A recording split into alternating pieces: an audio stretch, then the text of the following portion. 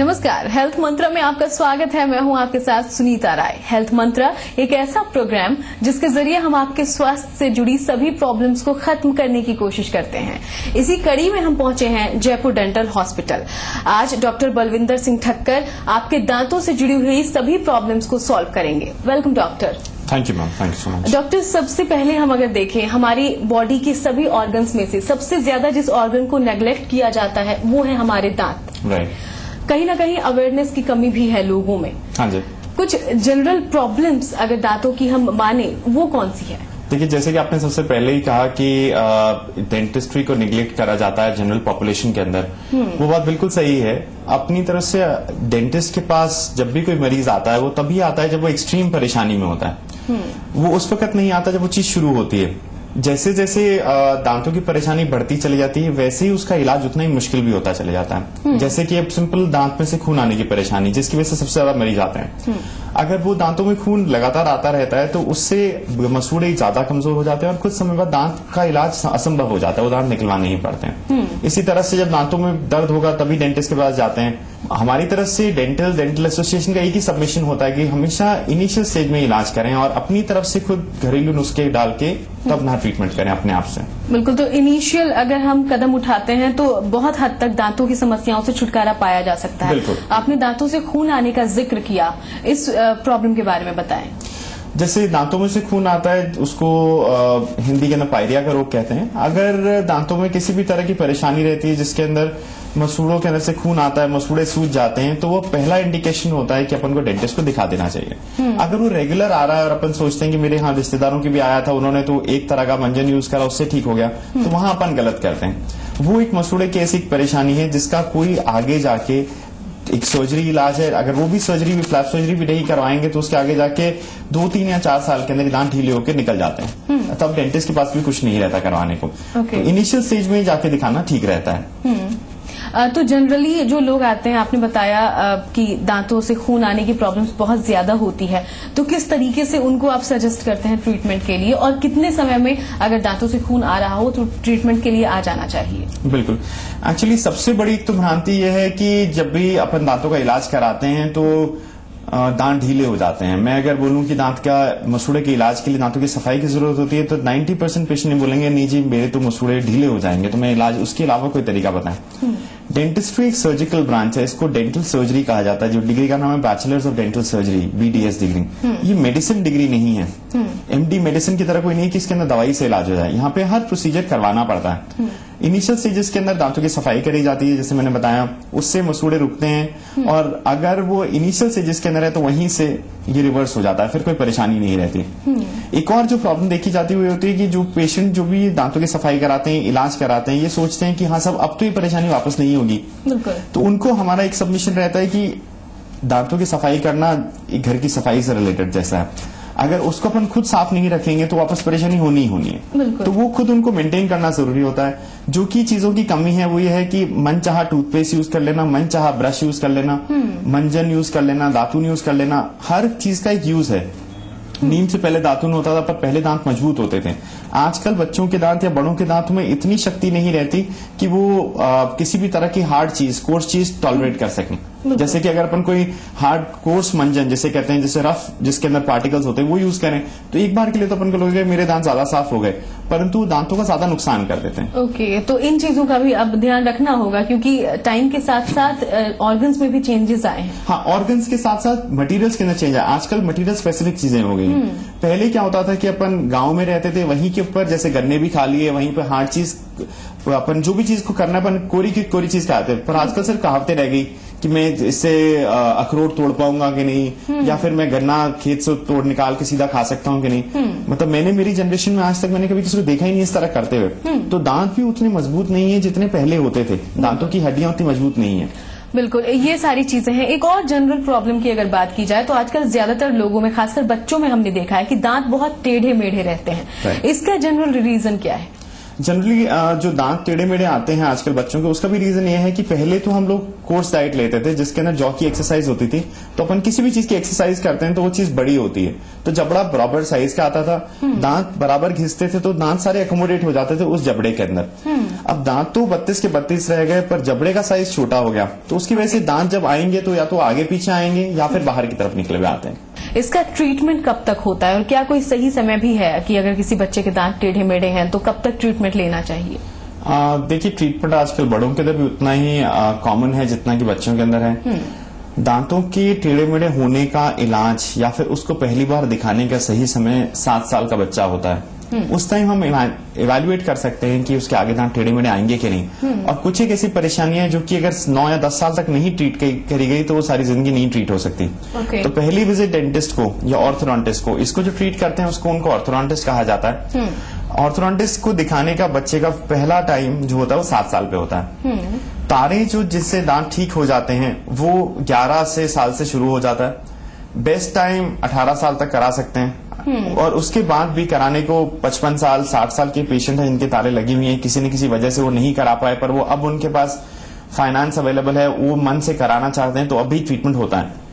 As such treatment की कोई time limit नहीं है। बड़ा सिंपल सी इसके अंदर डेंटिस्ट्री की टर्मिनोलॉजी होती है, फिलॉसफी होती है, जिसके अंदर ये ट्रीटमेंट करा जाता है कि जब तक हड्डियां मजबूत हैं तब तक आसानी से वाला ट्रीटमेंट पॉसिबल होता है। ओके, तो अगर हम देखें जनरली, क्योंकि बहुत से यंगस्टर्स होते हैं, टीनेजर्स भी होते हैं जो कि करवाते हैं अपने दांत ठीक, तो क्या आपने बताया कोई पर्टिकुलर एज नहीं है, लेकिन दांत या हड्डियां जब तक मजबूत हो तब तक ये हो सकता है। जनरल कोई एज ग्रुप कब तक कंसल्ट करना चाहिए? नॉर्मली 11 साल से लेके 18 साल तक लास्ट हड्डियां रिलेटिवली पोली होती है, तो उसके अंदर दांत को मूव करना आसान रहता है। लेकिन दांत या हड्डियां जब तक मजबूत हो तब तक ये हो सकता है। जनरल कोई एज ग्रुप कब तक कंसल्ट करना चाहिए? नॉर्मली 11 साल से लेके 18 साल तक लास्ट हड्डियां रिलेटिवली पोली होती है, तो उसके अंदर दांत को मूव करना आसान रहता है। और जैसे एज बढ़ती है उसमें ट्रीटमेंट टाइम बढ़ जाता है, तो उसके अंदर लिमिटेशंस हो जाती है कि ज्यादा नहीं छेड़ सकते। परंतु इलाज होने को कब किसी भी एज तक होता है। पहले क्या होता था कि पहले जो तारें आती थी वो मेटल की आती थी जो दिखती थी, पर आजकल ना दिखने वाली तारें आते हैं, तो इस करके बड़ों के अंदर भी प्रचलन उतना ही है जितना बच्चों में। तो ये सारी चीजें। एक और जनरल प्रॉब्लम बहुत ही पीले दांतों की समस्या, जिस पर हमने बात की कि दांत बहुत ज्यादा पीले होते हैं और लोगों का ज्यादा ध्यान जाता भी नहीं उस पर। जनरली लोग समझ लेते हैं कि हाँ, हमने शायद अच्छे से ब्रश न किया हो, इसकी वजह से दांत पीले हैं। ये क्या चीज है? देखिए, दांत पीले होने के 2-3 कारण होते हैं। एक तो होता है अगर अपन अच्छे से ब्रश ना करें तो समय के साथ वहां पे परत जम जाती है पीली, वो साधारण सफाई से साफ हो जाती है। दूसरी चीज अपन देखते हैं हमारी स्टेट राजस्थान के अंदर, जैसे कि झुंझुनू है, जैसे कि जयपुर के पास सांगानेर है, यहाँ पे पानी में फ्लोराइड की मात्रा ज्यादा है। आइडियली पानी के अंदर जो फ्लोराइड की मात्रा होती है वो 1 पार्ट्स पर मिलियन होती है, परंतु अगर फ्लोराइड की मात्रा पीते हुए पानी के अंदर, और जब बच्चा बड़ा हो रहा है, जब उसके दांत बन रहे हैं, तो पानी के अंदर अगर फ्लोराइड की मात्रा ज्यादा रहेगी तो उसका शरीर के हर भाग पर असर पड़ता है। और जहां तक ज्यादातर दिखता है वो है दांत।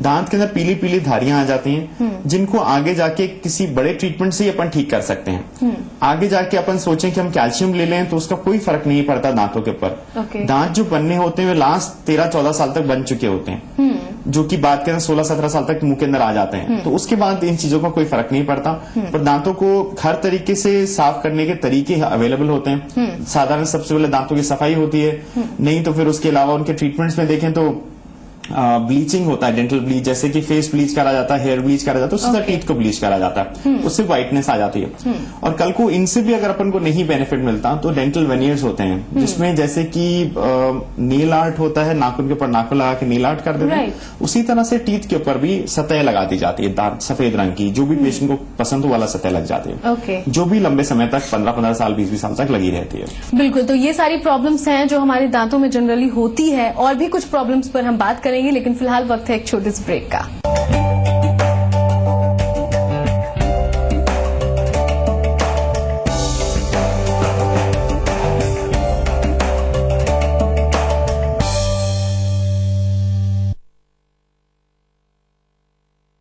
खबर का कोई वक्त नहीं होता, खबरें कभी पता कर नहीं आती, कई बार खबर तभी पाव आती है तो कभी खबर को ढूंढ कर निकालना पड़ता है। मरुधरा प्राइम, रोज रात 8 बजे सिर्फ जी मरुधरा पर। मुझे एयरलाइन में करियर बनाने की ख्वाहिश थी, पर मेरे दुबले शरीर के कारण रिजेक्शन होते रहा। न्यूट्रीगेन के इस्तेमाल से I am working with an international airline. Fit शरीर पाने के लिए आयुर्वेद न्यूट्रीगेन। मेरी मेम साहब के कहने पर मैंने प्रधानमंत्री जन धन योजना में खाता खुलवाया। अब मैं अपने बच्चों के कल के लिए पैसे जोड़ती हूँ। सारी सरकारी सुविधाओं का लाभ भी मिलता है। तो आप भी नजदीकी बैंक जाके खाता खुलवाओ। प्रधानमंत्री जन धन योजना, मेरा खाता भाग्य विधाता। सांबर मसाला हो या चने का मसाला, कसूरी मेथी या देगी मिर्च, असली मसाले सच सच MDH।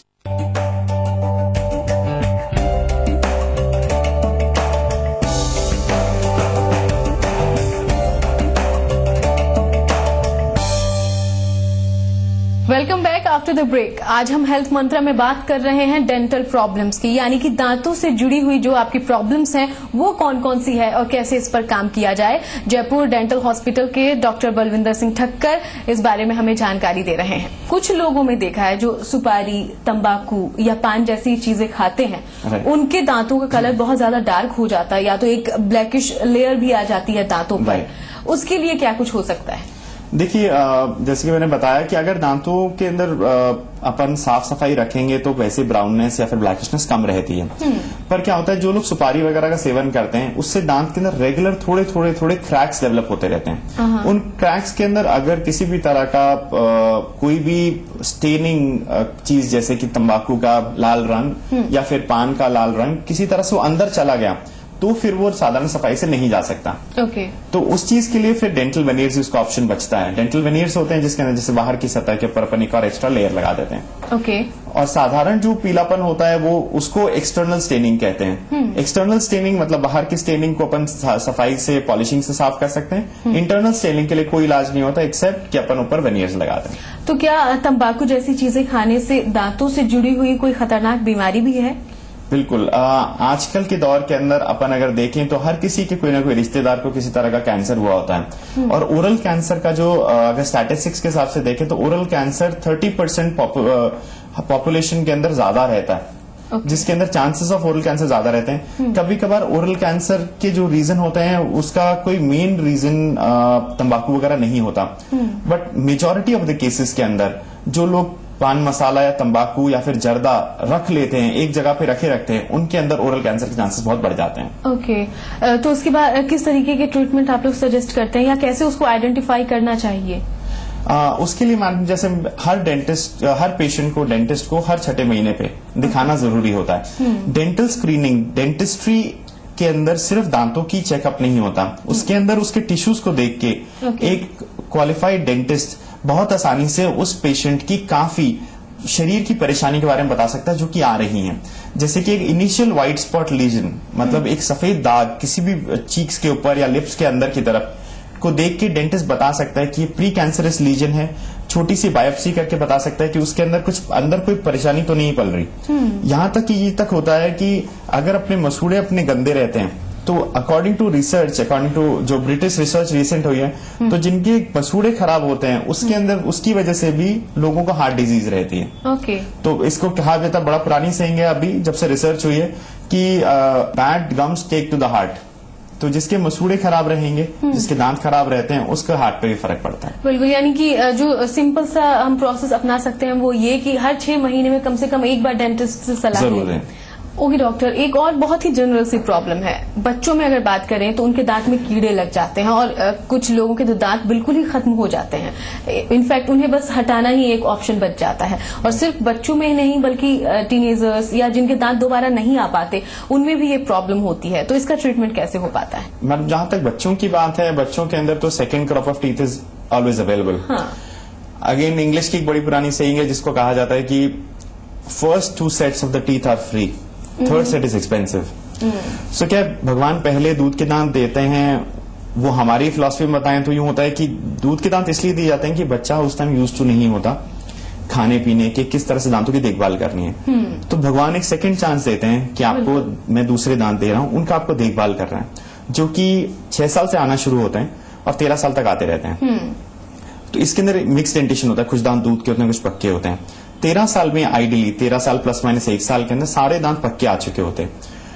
अगर तब भी अपन अपने दांतों का ध्यान ना रखें, वो भी आजकल धीरे धीरे थोड़ी सी अवेयरनेस बढ़ रही है, पर अगर उस चीज का अपन ध्यान ना दें तो अपने ऑप्शन क्या रहता है, अपन या तो वो जो दांत पक्का दांत जो आया है वो भी खराब हो गया है, तो या तो उसका रूट कैनाल ट्रीटमेंट करें। रूट कैनाल ट्रीटमेंट होता है कि उस दांत के अंदर उसकी नर्व्स क्लीन कर दी जाती है, उसके अंदर एक फिलिंग कर दी जाती है, जड़ों तक भराई कर दी जाती है और उसके ऊपर एक कैप लगा दिया जाता है। कैप बिल्कुल नेचुरल दांत की तरह दिखता है। ओके।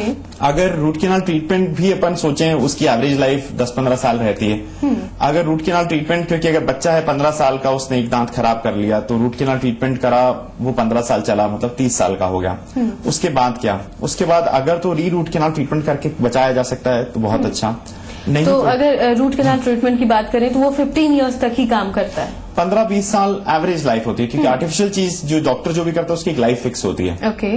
तो उसके बाद हमारे पास क्या ऑप्शन रह जाता है? उसके बाद ये होता है कि अगर वो रूट कैनाल भी फेल हो रहा है तो उसको दांत को निकाल के हम या तो उतारने चलाने का दांत लगा सकते हैं, पर नॉर्मली बच्चे या फिर टीनेजर्स या फिर 30 साल तक के लोग उतारने चलाने का दांत प्रेफर नहीं करते हैं। तो फिर दूसरा ऑप्शन होता है आजू बाजू के दांत के सपोर्ट से वहां पे ब्रिज लगा दिया जाए, डेंटल ब्रिज कहते हैं उसे। ओके। और तीसरा जो सबसे अच्छा ऑप्शन होता है उसको डेंटल इम्प्लांट कहते हैं। डेंटल इम्प्लांट के अंदर एक आर्टिफिशियल स्क्रू कस दिया जाता है हड्डी के अंदर और उसके ऊपर दांत बिठा दिया जाता है। Okay. So that is one of the सबसे अच्छा इलाज अगर समझे तो डेंटल इम्प्लांट रहता है। ओके। तो डेंटल इम्प्लांट के साथ ये फुल गारंटी की लाइफ टाइम वो दांत आप कैरी कर सकते हो, दोबारा आपको इम्प्लांटिंग की जरूरत नहीं होती? नहीं, अगेन वो बिल्कुल सही आपने क्वेश्चन पूछा है, पर यूं है उसका जवाब कि किसी भी तरह की चीज जो ईश्वर देता है उसकी लाइफ टाइम की जरूर से गारंटी वारंटी होती है, पर डॉक्टर की दी हुई चीज की लाइफ टाइम कोई गारंटी नहीं होती। Okay. 15 साल 20 साल इम्प्लांट्स आज तक की स्टडी हुई, इम्प्लांट्स को वर्ल्ड में आए हुए 20 साल हुए हैं। तो 20 साल तक अच्छे चल रहे हैं, इसके अंदर 90% सक्सेस रेट है। सब ठीक चले तो आगे लाइफ टाइम तक भी है, परंतु उसकी कोई वैसे फिक्स वारंटी नहीं होती कि इतना टाइम चलेगा ही चलेगा। अगेन ये डिपेंड करता है, अगर पेशेंट डायबिटिक है तो इम्प्लांट जल्दी फेल हो जाता है, अगर पेशेंट को किसी भी तरह की हार्ट प्रॉब्लम्स हैं तो इम्प्लांट फेल होने के चांसेस ज्यादा रहेंगे। अगर पेशेंट पान मसाला वगैरह खाता ज्यादा तो इम्प्लांट फेल जल्दी होगा। क्योंकि वो आर्टिफिशियल चीज, उस पर एक्स्ट्रा लोड लगेगा तो दिक्कत रहती है। ओके। तो ये सारी चीजें, यानी कि एक बार अगर आपने दांत निकाला तो आपको डेंटल इम्प्लांट करना होगा, उसकी भी एक फिक्स टाइमिंग होती है। Yes. उसके बाद आपको दोबारा कंसल्ट करना होगा। राइट। एक और बहुत ही कॉमन प्रॉब्लम की तरफ मैं जाना चाहूंगी, मुंह से बदबू आने की प्रॉब्लम। बच्चों से लेकर यंगस्टर से लेकर हर एक एज ग्रुप में हमने देखा है मुंह से बदबू आने से लोग काफी परेशान रहते हैं। इसकी वजह क्या है? देखिए, मुंह से जो बदबू आती है उसका डेंटल की ओर से बताऊं तो दांतों की सफाई अगर प्रॉपर नहीं होती, मसूड़े अगर फूले रहते हैं, मसूड़ों में खून आता है जिसको अपन पायरिया बोलते हैं, उसकी वजह से होता है। Okay. पर उसके अलावा अगर आप समझें तो जो जने टाइम पे खाना नहीं खाते उनके मुंह से बदबू रहती है, जो जने कम पानी पीते हैं उनके मुंह से बदबू रहती है। तीसरी चीज, हम भूल जाते हैं कि हमारे मुंह के अंदर दांत बहुत अहम भूमिका निभाते हैं, परंतु एक और बड़ी इंपॉर्टेंट चीज है जिससे अपन आज बोल पा रहे हैं तो उसके वजह से बोल पा रहे हैं, हम टेस्ट ले पा रहे हैं तो उसकी वजह से, किसी भी तरह का कुछ भी मेजर कार्य करते हैं तो वो चीज का बहुत इंपॉर्टेंट रोल है, उसको जबान कहते हैं। अगर हम जबान को साफ नहीं करते दांतों के साथ तो भी मुंह से बदबू बहुत ज्यादा रहती है। Okay. तो एक अपन जब भी किसी भी तरह की मुंह बदबू आए तो सबसे पहले तो डेंटिस्ट के पास जाना चाहिए। अगर पेशेंट डेंटिस्ट की तरफ से भी बोल देते हैं कि पेशेंट को बोल दिया जाता है कि आपके दांतों संबंधित कोई परेशानी नहीं है, तो जरूर से पेट के डॉक्टर को, नहीं तो किसी अच्छे फिजिशियन को दिखाना बेटर रहता है। और ये जो कॉमन हैबिट्स, जो कॉमन नुस्खे हैं कि भी खाना टाइम पे खाना, पानी ज्यादा से ज्यादा पीना, जबान साफ रखना, ये चीज को अपनी डेली लाइफ का हिस्सा बना के रखें। ओके। आपने एक और इंटरेस्टिंग पार्ट बताया कि टंग की सफाई पर भी उतना ही ध्यान देना हाँ है दांतों के साथ। क्या इसके लिए कोई खास तरीका है? इसके लिए मैम आजकल जो ब्रशेस इजीली अवेलेबल होते हैं उनके पीछे टंग क्लीनर वैसे ही लगा हुआ आता है। Okay. और नहीं तो अलग से प्लास्टिक के, वापस प्लास्टिक के मैं इसलिए स्पेसिफाई कर रहा हूँ क्योंकि कुछ अपनी टंग के ऊपर टेस्ट बड्स होते हैं, अपन कुछ भी खाते हैं उसका टेस्ट टंग के थ्रू ही आता है। अगर अपन मेटल का टंग क्लीनर जो भी मार्केट में इजीली अवेलेबल होता है, मेटल मतलब स्टेनलेस स्टील या किसी का होता है, Right. अगर वो अपन यूज करते हैं तो अपने टेस्ट बड्स को नुकसान होता है, तो प्लास्टिक का टंग क्लीनर यूज करना ज्यादा अच्छा रहता है। पहली चीज तो अपन ब्रश से ही कर लें, ब्रश ही वैसा लें जिसके पीछे टंग क्लीनर लगाओ, और ना हो तो फिर अपन प्लास्टिक का टंग क्लीनर मार्केट से लेके उससे साफ कर सकते हैं। ओके। तो दिन में कम से कम 2 बार इस प्रोसेस को हम अपना सकते हैं, क्योंकि पहले आपने बताया एक डेंटिस्ट के पास कम से कम 6 महीने में कंसल्ट करें, बिल्कुल। तो ये प्रोसेस किस तरीके से करना चाहिए? देखिए, जब हम 2 बार ब्रश करते हैं, सुबह और शाम ब्रश करना अति अनिवार्य काम होता है, उसके साथ ही सिर्फ 10 सेकंड और लगते हैं कि अपन साथ में टंग भी क्लीन कर लें। टंग क्लीन करने से माउथ में जो फ्रेशनेस रहती है वो दांत से भी ज्यादा रहती है। तो उस चीज का ध्यान रखें कि जब भी अपन टंग क्लीन करें तो अपन प्लास्टिक का टंग क्लीनर यूज करके ज्यादा पीछे की तरफ ना जाएं। जितना ज्यादा पीछे की तरफ जाएंगे तो उतनी उबाक आने का चांस ज्यादा रहता है, और फिर अपन वो चीज फॉलो नहीं करते जिससे भी अपन को उबाक आता है। बिल्कुल, तो ये सारी प्रॉब्लम्स हैं। यहाँ पर रुकेंगे एक और छोटे से ब्रेक के लिए।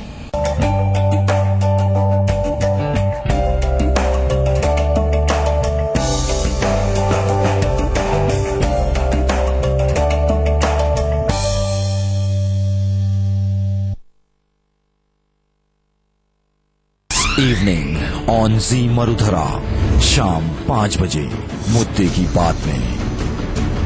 प्रदेश के बड़े मुद्दों पर आप देते हैं अपनी राय।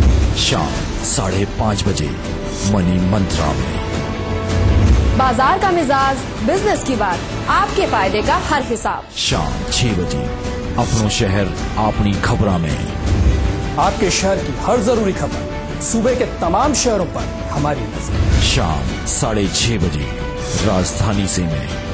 खबरें जो करेंगी राजधानी की पड़ताल, बताएंगी हर मुद्दे का पूरा सूरत हाल। शाम 7 बजे आज की बड़ी खबर में। दिन भर की सबसे अहम खबर पर दिग्गजों से सवाल, बेबाक और बेखौफ अंदाज। जी मरुधरा, मेरी शान मेरा अभिमान। आपका जीवन आपके और आपके अपनों के लिए अनमोल है। इसे सस्ते दामों के खातिर अवैध शराब के हवाले न करें। राज्य में अनाधिकृत रूप से लाई गई और हथकढ़ शराब जहरीली हो सकती है, जो कि हमारे शरीर के लिए खतरनाक है। इससे मौत भी हो सकती है। याद रखिए, आपका जीवन आपके और आपसे जुड़े हर रिश्ते के लिए महत्वपूर्ण है। अपने जीवन से उन्हें खुशियां दें, अवैध शराब का दर्द नहीं। आबकारी विभाग द्वारा जनहित में प्रसार। हाँ भाई ओए, सुना तूने? नया स्टार आ रहा है। नया स्टार? हेलो, नया स्टार कौन है? All new star city plus, style का नया स्टार।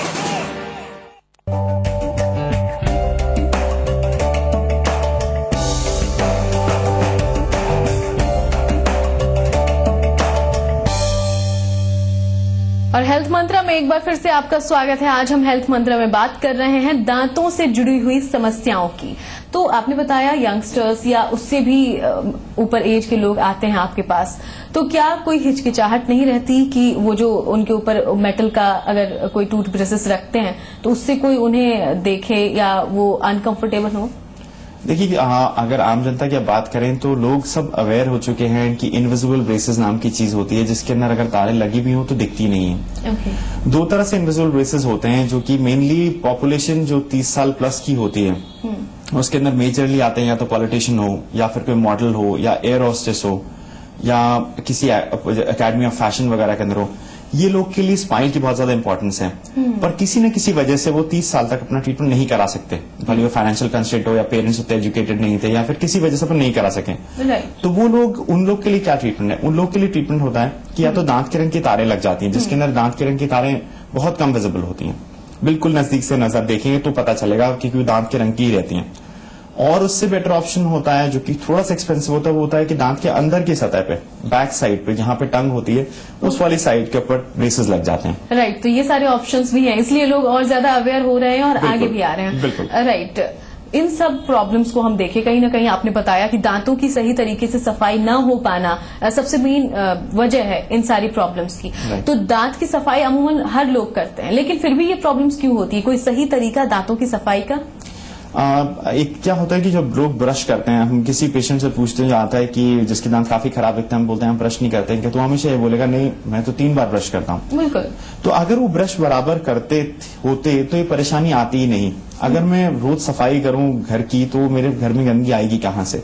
अगर ब्रश करने का तरीका सही नहीं होता, जो कि ऊपर से नीचे करने का होता है सर्कुलर मोशन के अंदर, उसके अंदर ही अच्छे से आपके दांतों के ग्रूव्स के बीच में से कचरा निकल सकता है। और अगर अच्छा ब्रश यूज करते हैं, उसके साथ में टंग क्लीनर भी होता है, तो अगर अपन चाहें कि मेरे मसूड़े की और मुंह की कोई परेशानी ना रहे तो उसके पीछे टंग क्लीनर से अच्छे से साफ भी कर सकते हैं। ओके, ब्रश का आपने जिक्र किया, क्योंकि ज्यादातर लोग जो जैसा सोचते हैं उन्होंने पेस्ट पे ज्यादा फोकस किया है कि हम ये टूथपेस्ट यूज कर रहे हैं तो हमें ज्यादा फायदा होगा। क्या ब्रश भी उतना ही इम्पोर्टेंट है? देखिए, सही तरीके से तो टूथपेस्ट से ज्यादा ब्रश की इंपॉर्टेंस होती है। क्योंकि टूथपेस्ट हर किसी कंपनी का, उसके अंदर एक मिंट फ्लेवर होता है, एक डिटर्जेंट होता है, अलग अलग तरह का कलर होता है, कोई जेल के अंदर होता है, कोई पेस्ट फॉर्म में होता है। वो सिर्फ आपको टेस्ट अडेप्ट करने के लिए दिया जाता है। पर अगर अपन बात करें कि ब्रशिंग या पेस्ट के अंदर या फिर ब्रश के अंदर कौन सा बेहतर है, तो 100% brush is more important and the way of brushing, जिस तरीके से अपन ब्रश करें वो और भी ज्यादा इम्पोर्टेंट है। ब्रश तो जैसे घरेलू लेडीज हैं, वो कहती हैं कि मैं 15-15 मिनट ब्रश करती हूँ, दिन में 3 बार करती हूँ। उनको लगता है उनके दांत साफ हो रहे हैं और उनको फील भी होता है, पर वो जब डेंटिस्ट के पास आते हैं तो उनके दांतों के अंदर कुछ अलग ही तरह की कंडीशन दिखती है, जिसको सर्वाइकल अब्रेजन कहते हैं। वो ये होता है कि अगर अपन 2 या 3 मिनट से ज्यादा ब्रश करते हैं तो हर बार ब्रशिंग पे थोड़ा सा इनामल वेयर ऑफ होता है, हल्का सा इनामल दांतों का हटता है। और अपन अगर 15-15 मिनट 3 बार करते हैं, मतलब 45 मिनट दिन में करते हैं, तो दांत वेयर ऑफ होना, मतलब दांत हटना, घिसना बहुत ज्यादा हो जाता है। तो इनवेरिएबली वो सेल्फ क्रिएटेड प्रॉब्लम, मतलब खुद की क्रिएट करी हुई कैविटीज की प्रॉब्लम लेके वो आते हैं। ओके, इसी से जुड़ी एक और प्रॉब्लम, मसूड़ों का सूज जाना, या कई बच्चों में हमने देखा है कि उसकी बल्कि चीक्स तक फूल जाती हैं, इतनी सूज जाती है कि वो कुछ खा नहीं पाता, निगल नहीं पाता। इस प्रॉब्लम को कैसे डील करें? देखिए, अगर अपन सोचे मसूड़े की प्राइमरी परेशानी, तो मसूड़े की जो बीमारी होती है पायरिया की वजह से होती है, जिसके अंदर अपन दांतों की सफाई नहीं कराते या डेंटिस्ट को नियमित रूप से नहीं दिखाते, तो वहां पे मसूड़े फूलने शुरू हो जाते हैं। दूसरा, जैसे कि आपने बताया कि उनका गाल तक सूज जाता है वगैरह, जहां गाल तक सूजने की बात है तो वो मेजरली जो टीनेजर्स के अंदर होती है वो अक्कल दाढ़ आने पे होती है। अक्कल दाढ़ जब भी आती है तो जैसे जो जबड़े की ग्रोथ उतनी नहीं होती जितनी पहले होती थी अपने, और दांत पूरे आते हैं।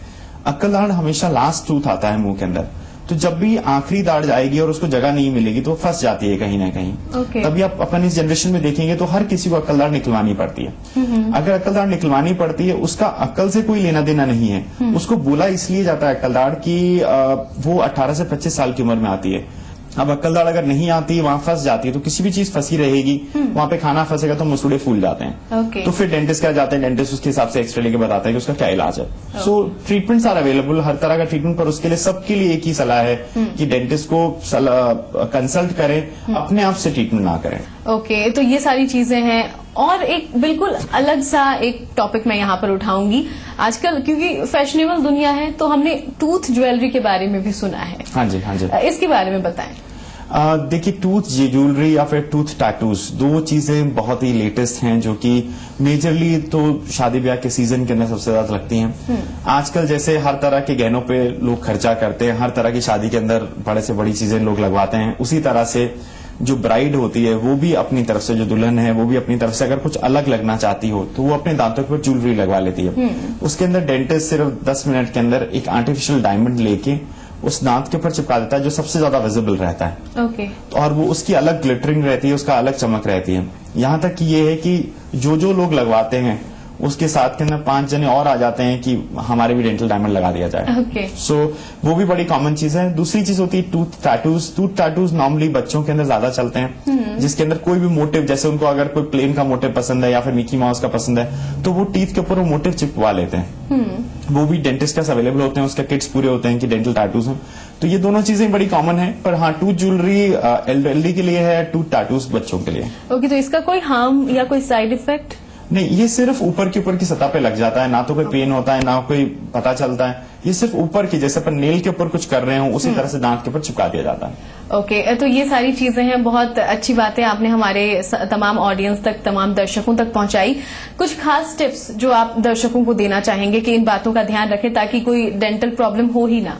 जो खास टिप्स मैं बोलना चाहूंगा वो ये है कि एक तो जरूर से नियमित रूप से डेंटिस्ट को हर 6 महीने दिखाएं। दूसरा, सुबह और शाम ब्रश करें। सुबह शाम ब्रश करने से आपकी फ्रेशनेस और आपके टीथ के अंदर बैक्टीरिया की ग्रोथ कम से कम रहती है। तीसरा, ज्यादा से ज्यादा पानी पिएं। खाना वैसे खाएं जो उनसे, जिसके अंदर ज्यादा मिनरल्स और विटामिन हों। और अगर कुछ भी मीठी चीज का सेवन करते हैं, मीठा खाना दांत के लिए हानिकारक ऐसा कोई बड़ा नहीं है अगर अपन उसको सही तरीके से खाएं। अगर अपन मीठे को खाने के दौरान खाते हैं तो अपन खाने के साथ साथ वो चीज जो है वो सारी दांत के अंदर डिसॉल्व होती चली जाती है मुंह के अंदर। पर अगर अपन अलग से खाते हैं, जैसे अपन ने शाम को 5 बजे अपन ने कुछ मीठा खाया और उसके बाद कुछ लिया नहीं, तो वो ज्यादा हानिकारक होता है। जैसे कि बताया मैंने, डेंटिस्ट को रेगुलर चेकअप कराने का सिर्फ रीजन ये है कि आपकी परेशानी बढ़े ना। डेंटल ट्रीटमेंट महंगा नहीं है, पर आपकी निग्लेक्ट इसे जरूर महंगा कर देती है। अगर अपन टाइम पे डेंटिस्ट को दिखाएंगे तो अपनी परेशानी ही कम से कम रहेगी, अपन को ही कम से कम परेशानी, कम से कम खर्चा और कंफर्टेबल इलाज कराने का फायदा मिलेगा। बिल्कुल, thank you so much doctor, ये तमाम टिप्स हमारे ऑडियंस तक पहुंचाने के लिए। हमें उम्मीद है कि आज का हमारा एपिसोड देखकर आप दांतों के लिए और दांतों की सफाई के लिए खास ध्यान देंगे और आपको इससे जरूर फायदा होगा। हेल्थ मंत्रा में फिलहाल इतना ही, अगले हफ्ते फिर मुलाकात होगी कुछ और नई प्रॉब्लम्स के साथ और बताएंगे उसका हल।